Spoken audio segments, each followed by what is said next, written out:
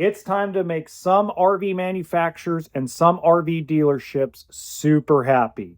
Why? Because today I'm going to reveal my top 5 best fifth wheel brands for year model 2026.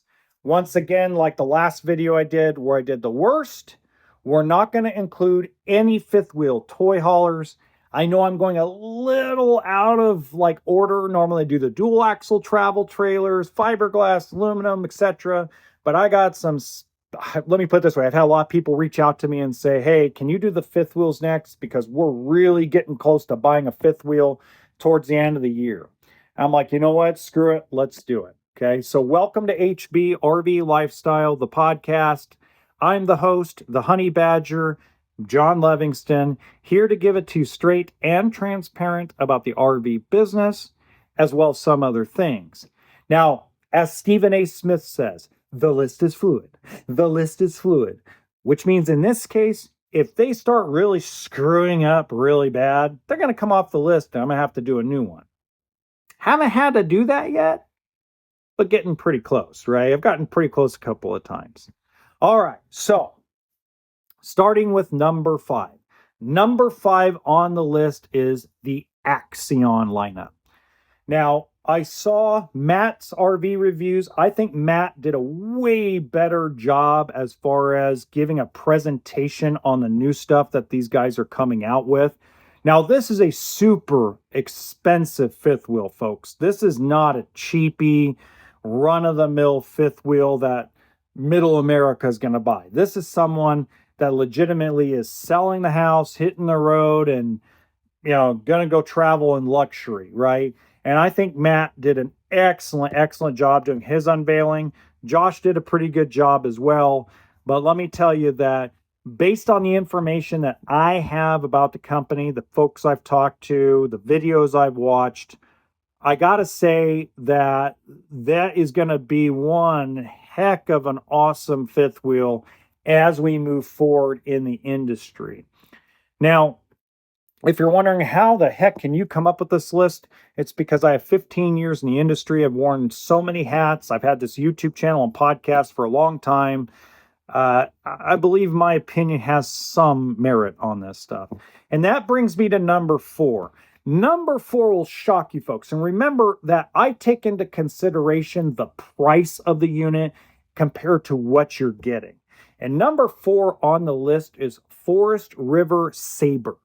Okay. Now, Forest River Saber, guys, is a cheaper fifth wheel when it comes to price and quality. But every single year, it seems like they're getting better and better and better. And to me, if you're going to build a more entry-level, not very nice cabinetry fifth wheel, you got to give some amenities and you have to give some kind of quality to the build and the construction of the unit.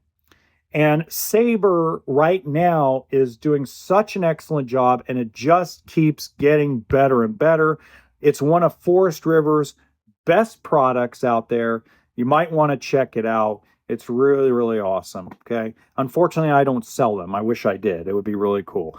That brings me to number 3. And I know a ton of people are going to be pissed off at me about number 3.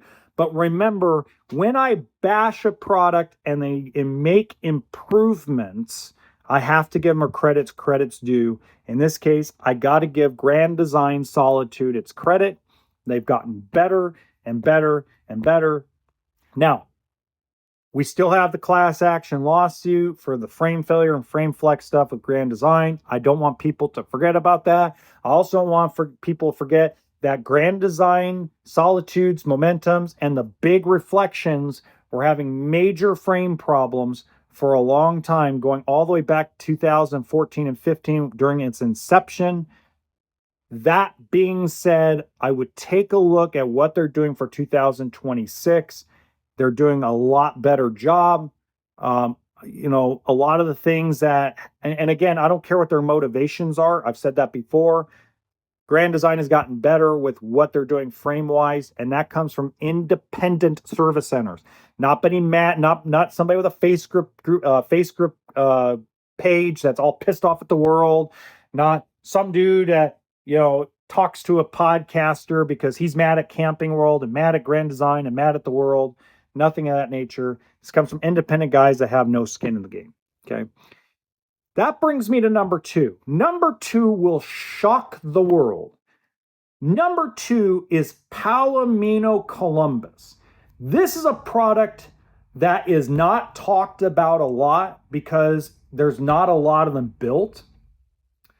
But boy, when you look at where they were in 2020 to where they are today, it is, excuse my language, but it's fucking night and day. Dead ass. It is just, let's give credit where credit's due.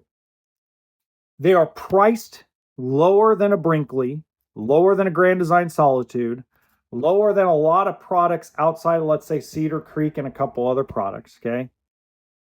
But they are worth the bang for the buck. The transparency from the factory, the willingness to make improvements on the fly, the recognition and the open-earedness of listening to people at shows.